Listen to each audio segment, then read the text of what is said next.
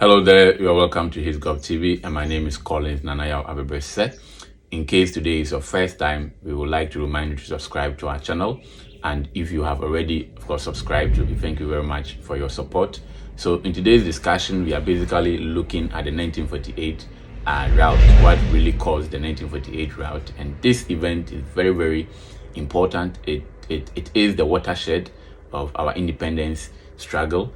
It was the turning point actually in Ghana's or in the Gold Coast struggle for independence. And so today we are going to just discuss everything about the 1948 route. So let's go into our discussion. Specifically, let me get my pen ready. So specifically, we will look at the causes of the 1948 route, what led to the causes of the 1948 route, and then we also look at the effect of the 1948 route. So these two subtopics are what we are going to discuss in our lesson for today. Let's begin with our lesson objectives. Now, what is our lesson objectives? So by the end of our discussions, you should be able to discuss the immediate and remote causes of the 1948 route. So by the end of this video, you should be able to discuss some of the immediate and the remote causes of the 1948 route, okay? Which means that the 1948 route had, or the causes was in twofold. There were the immediate cause, the very event that sparked the the route or the disturbances, and then also there were some other remote causes, of course, that had been there. So causes which had already been there and later were culminated into the immediate causes. Then you should also be able to state the effect of the 1948 route. So what was the effect of the 1948 route on the Gold Coast struggle for independence? You should also be able to explain some of the effect of the 1948 route. So without wasting much time, let's go into our discussion proper, our lesson proper, and then so let's begin with our introduction. Besides Nkrumah's activity, the other factor that greatly accelerated the spread of the UGCC were the riots and looting of February 1948.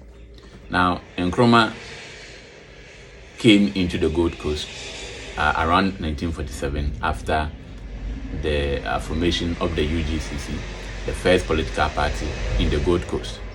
Now, we all know that Nkrumah's position as the General Secretary of the UGCC led to a mass support for the UGCC party. And Nkrumah, was very hardworking. He was very charismatic. He went around the whole country opening a lot of branches for the UGCC. So the UGCC became very, very popular. Now, aside those activities that Nkrumah, did, another particular event that also accelerated the spread of the UGCC was this very event. And we will get to know why this very event led to the spread of the UGCC. So bear that in mind. If you don't get it, you ask a question on it, either on the in the comment section, but surely we will come across that. Now, the continued control of the socio-economic and political life of the Gold Coast by the British was a time bomb which finally exploded in 1948.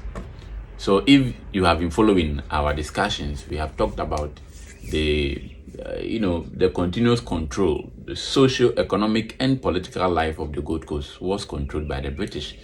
And over the years, if you have been following our discussions, we've said that Ghanaians were constantly agitating and constantly demanding that some reforms should be made, especially with the nationalists, with the introduction of various constitutions. And so with all these, factors, it was just piling up, and that became a time bomb which finally exploded, in 1948, when the Gold Coasters had had enough and they were not willing to be under the colonial rule again, and so they had to protest in that manner. Now, let's look at the causes of the route. Before we even look at the causes of the route, I hope you understand the meaning of rout or disturbances. You can check up in the dictionary. When we say there is a disturbance somewhere, you should be able to know disturbances, chaos, anarchy, in somewhere. So now let's go into the causes of the 1948 riot. What brought about the riot? That the people decided to loot, all European shops in the whole country. The Gold Coasters looted everything and caused a massive demonstration within the Gold Coast. Let's start with the causes. The first one, we begin with the immediate causes, all right? The immediate causes. Now, the first immediate cause for the 1948 riot was the boycott of European goods. So the first immediate cause, the very immediate cause that led to the riot was the boycott of European goods. When we say boycott, what does it mean? It means you decided not to purchase something. So boycott means the Gold Coast decided not to buy European goods.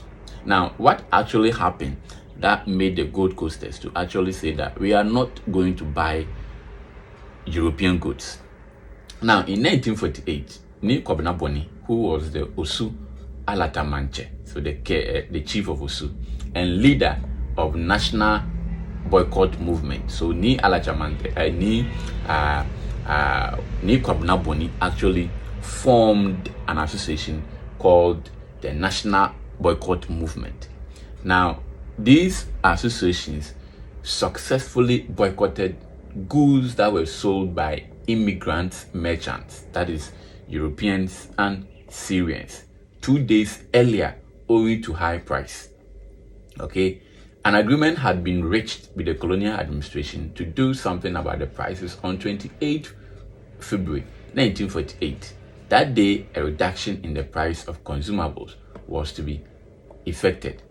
Now, let me make it simple for you. 2 days earlier to the 1948 rout. So if the rout took place on 28 February, 2 days before will be 26. So 26, on the 26th of February, there was a boycott movement which was led by Nii Adjetey, who was the chief of Osu. Now, they had decided that they will not buy any European goods unless the Europeans and the Syrians had reduced the prices of goods, which means that there were high prices of goods in those days after the Second World War, because Europe, that was into the manufacturing of these items, had been at war, and so manufacturers had actually ceased. So there were actually scarce, food items were scarce, and so the prices shot up.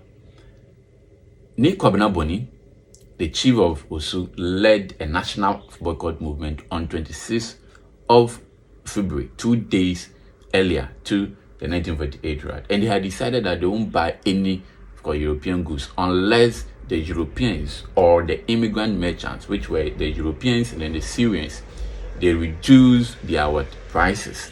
Now, the colonial administration or the British had actually agreed that on the 28th, which was 2 days after the boycott, new prices were going to be announced, which then means that the prices of goods were going to be reduced per what the Nii Adjetey and his followers were demanding for. So the British had agreed to reduce their prices on 28th of February 1948. Now, let's see what happened on the 28th of February 1948. Now, on that 28th of February, it was on that same day that a group of unarmed ex-servicemen decided to go on a special peaceful march to present a petition to their deteriorating condition to Sir Gerard Greasy, the governor, at his residence, the Christianborg Castle, Osu.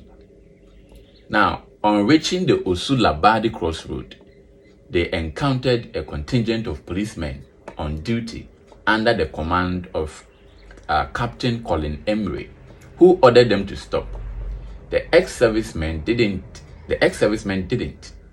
Captain Emery ordered his men to shoot. On the refusals, on the men's refusal, he took a gun and fired at the marchers. The result was the death of Sergeant Nii Adjetey, Corporal Attipoe, and Private Odartey Lamptey. 5 other ex-servicemen were wounded. The UGCC was wrongly blamed for the disturbances. Let's end here and let me just give you a brief explanation to this. Now, the question is, who were the ex-servicemen? When we say ex-servicemen, who were they? Now, these ex-servicemen were people who had fought alongside the British in the Second World War. So during the war, the British actually recruited soldiers from the Gold Coast to fight or to help them fight against the Germans in the Second World War. So the ex-servicemen were soldiers who had returned from the battle, from the Second World War. Now, these ex-servicemen, when they were recruited or were conscripted into the army of the British, they were promised several packages. Especially, they were promised that when they return from the war, they will be given houses, jobs, and other lucrative, benefit.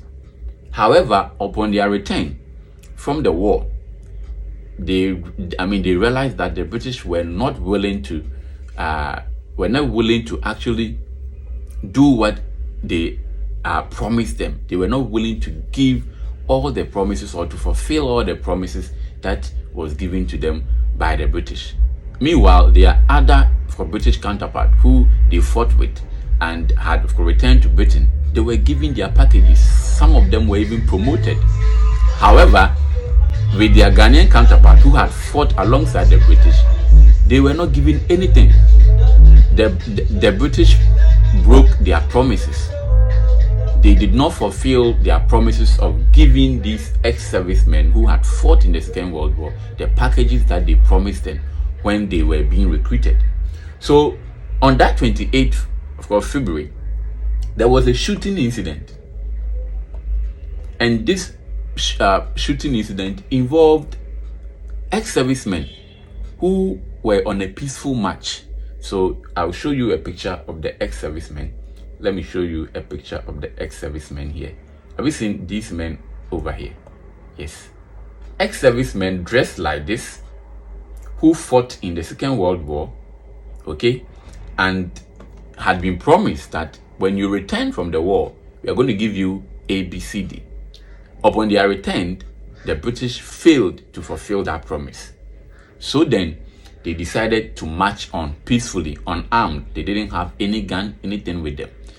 They decided to march peacefully to the British governor's residence, which was the Christianborg Castle, to petition or to present their petition to the governor that these were the things that we were promised by your government when we were being recruited to go and fight. Now we have returned, yet those promises have not been fulfilled. So we want you to do something about it.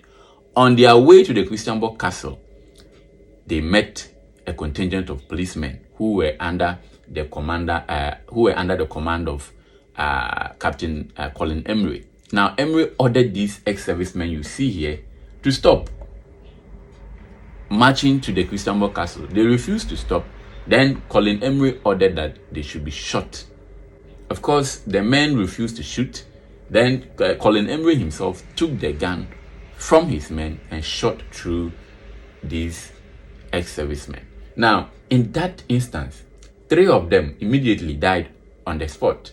So we have Captain Attipoe over here, as you can see him and his image, the statue. We have Private Odartey Lamptey also here. Then we had Adjetey also over here. Of course, Sergeant Adjetey also here. Adjetey here. We had Odartey Lamptey here.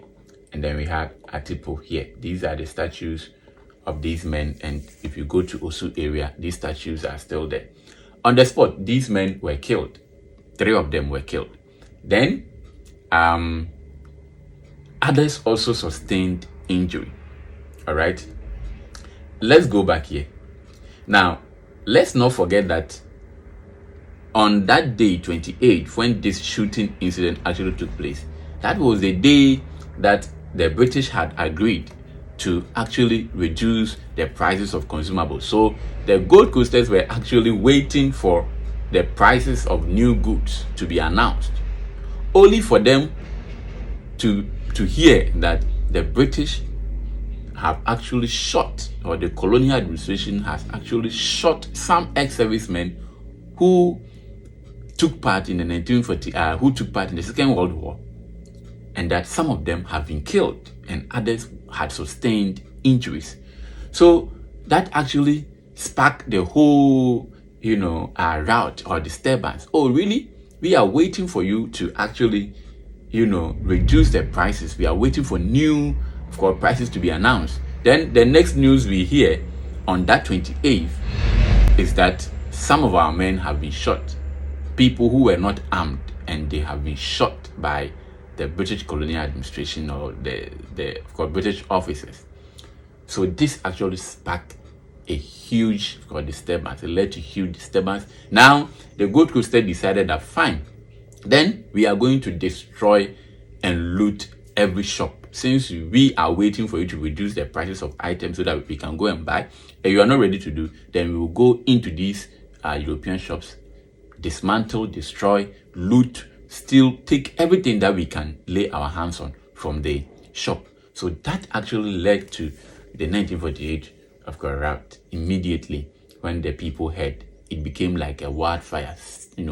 Simultaneously it spread across the whole of the Gold Coast. It started from Osu, Accra. For Kumasi, people heard it.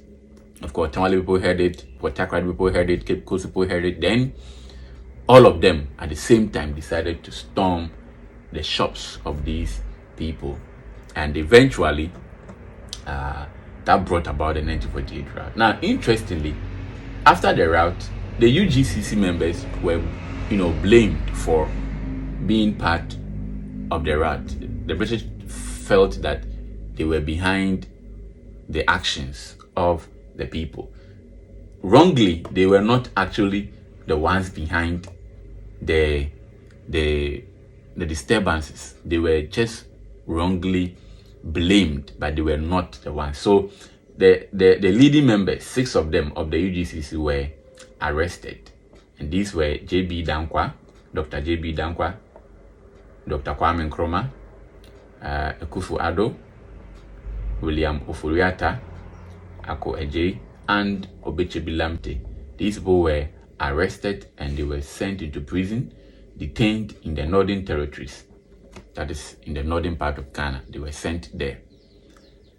Later, after their release, people heard that, oh, these 6 people have been arrested because of what actually happened on 28 February 1948. Then you know how Ghanaians are. That sympathy then came in. So these people then became known as the Big 6, just to somehow honor them for being wrongly blamed for being responsible for the rout, when in fact they were not responsible for the rout. So they became known as the Big 6, and today we all know the Big 6. And let me say this, that it's becoming like these Big 6 have been projected to be the father of the nation, and it's making it look like these Big 6 were the ones, or were the only ones who fought for independence for the Gold Coast. In fact, that has been an error in our history. This is how these people became known as Big 6. And so when you go deep down there, you realize that actually they did nothing within the rout. They didn't do anything. The person that we are supposed to be mentioning is rather Nii Adjetey. And this is Nii Adjetey. This is his picture. This is the man who actually organized the boycott, the national boycott movement. and they led to the boycott, led to whatever. So if the names of these big six we see here are to be mentioning with regards to this event, which we are saying that became a turning point for Ghana's independence, because it was this actually event that led the British to realize that the Gold Coasters were no more willing to be under colonial rule. You understand? So if we are to credit people for being part of this event, then certainly we must credit Nii Adjetey as well. But we don't hear of Nii Adjetey in our history books or even on our monies and on our currencies. We always see the big six. And the big six, I always say, is erroneous. It's not something, they were not actually big six, you know. Now, this image you see here is the 28th February, the particular road where the shooting incident took place. They have named the date after the road. So when you go to Osu, around the Christianborg Castle there, you'll come across this signboard over there. Good. So, and these are Odartey, Lamptey, for private Attipoe, Odartey, Lamptey, and Sergeant Nii Adjetey images over here. Now, I hope you understand the immediate cause of the 1948 riot. Now, let's draw our mind on something. After the rout, the British were shocked because the Gold Coast was a model colony. When we say a model colony, it means they felt that the Gold Coast was so peaceful, and they felt that is how every colony should be. In fact, when you look at the British colony of Kenya and Tanzania and other places, they were always fighting them. But the Gold Coasters had never fought the British. So the British really, of course, loved the Gold Coast or the colony because it was so peaceful. And that has even, I'm sure, accounted for our peaceful nature as a people, even up till date. After the rout, the British then decided to launch an investigation, a commission, into the causes of the rout. What actually led to the people to behave the way they did? Because this had never happened in the history of the Gold Coast. So the Watson Commission was set up to investigate the reasons why the Gold Coasters did for what they did, the disturbances and the rout and the looting. Now that is what led to the Watson Commission. So the primary aim of the Watson Commission was basically to investigate and bring out the reasons for the people's behavior. Now, it is known as Watson because the commission was set up by the British under a man called Aiken Watson. All right? Yes, Aiken Watson. So that's why the commission is named after him, the Watson Commission. The UGCC demand an official inquiry into the event of February. You understand? Because they were actually not the ones involved. So they demanded that an official inquiry should be done. Now, these were the findings of the Watson Commission after they had all the consultation. These were the findings. There were social, political, and economic conditions like the discontent of former soldiers about the re-employment and pensions, as we have already talked about, the domination of the economy by the Europeans and Syrians, the high prices of imported goods, the cutting down of diseased cocoa trees, shortage of housing, and the sense of uselessness on the part of the educated leaders who had been kept out of participation in the government of their own country. So these socio-economic and political conditions was what brought about the Watson Commission, was what brought about the 1948 rout, according to the Watson Commission. So these are what will form or will become the remote causes of the 1948 rout. So the discontent of the former soldiers about re-employment and pensions, the domination of the economy by Europeans and Syrians, the high prices of imported goods, the cutting down of diseased cocoa trees, shortage of housing, sense of usefulness on the part of the educated elite, and other things. necessitated the of course riot. So this was the recommendation. Whenever there is an inquiry and the findings, then the commission will now recommend certain things to be done so that things will be in this of course rightful place. Now the commission then recommended that a new constitution which would increase the number of Ghanaians in the legislative council should be introduced. They, for Ghanaians, should be given a greater role in the proceedings of the Executive Council under the proposed constitutional changes. The British also recommended that the development of education be spearheaded, should be speeded up. The British government accepted the recommendation about the reforms. I think it's light off, so my light is somehow down. Let me on this one. Good. So these were the recommendations of the Watson Commission. All right.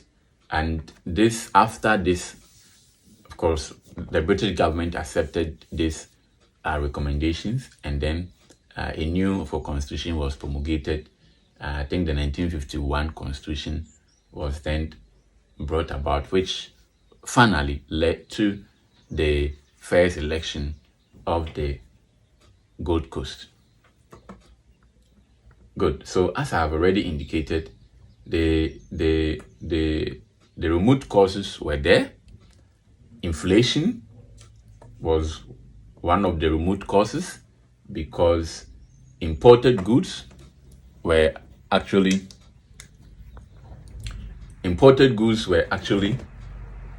so it says inflation. All right.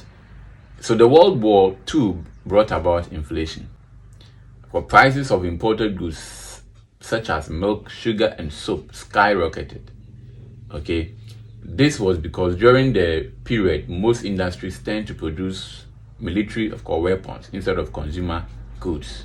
What wasn't the price hike was the introduction of what was called the conditional sale, a practice which compelled the Africans to buy goods they did not really need. This led to the boycott. All right.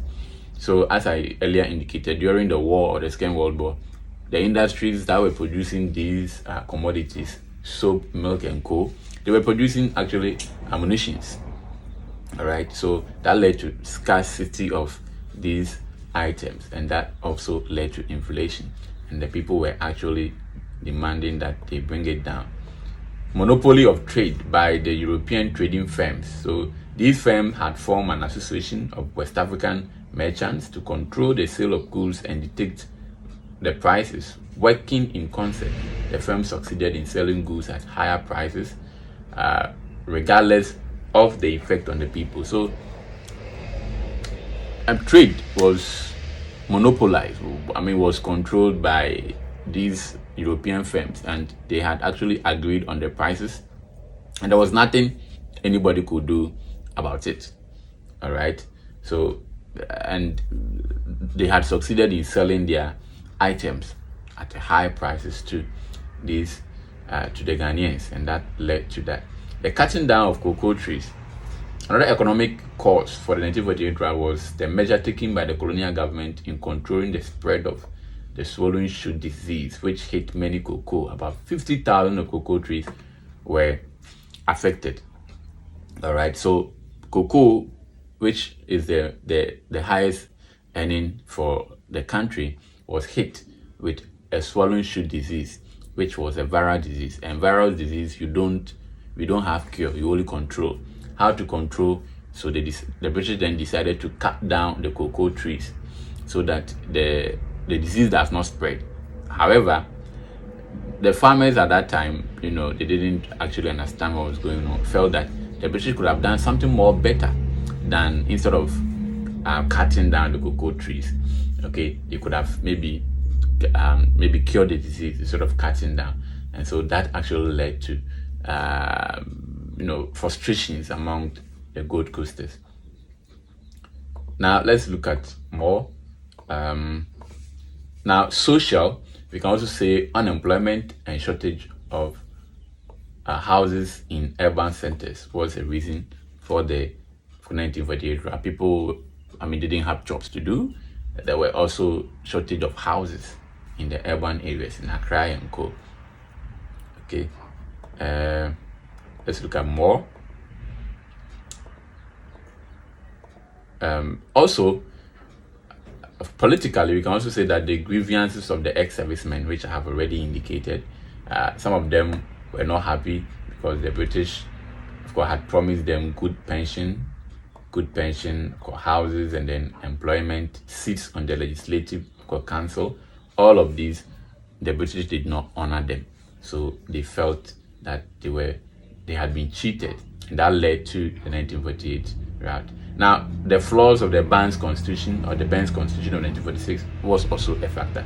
The Banks Constitution was promulgated in 1946, immediately after the World War II, and the National described this as outmoded at best because it failed to satisfy the composition of the executive and the legislative council, as well as these two councils were concerned. It failed, to satisfy the aspirations of the educated elite, and so they actually were not in support of the Banks Constitution. Then Africanization of the civil service. This Africanization of the civil service has to do with employing more educated Africans in the colonial administration, and the British had decided not to employ a lot of Africans in the colonial administration, and these nationalists felt that it was not right for that to be done. Good. I think we've had a lengthy class. It's very, very lengthy. In our next discussion, we will look at the effect of the 1948 riot. So let's end here. In our next discussion, we will try and look at the other subtopic that we couldn't look at today. You can share your view in the comment section. You can ask any question in the comment section. You can also take our contact and contact us if you have any question or anything concerning what we are doing here. Thank you very much for your time and have a nice day. Bye.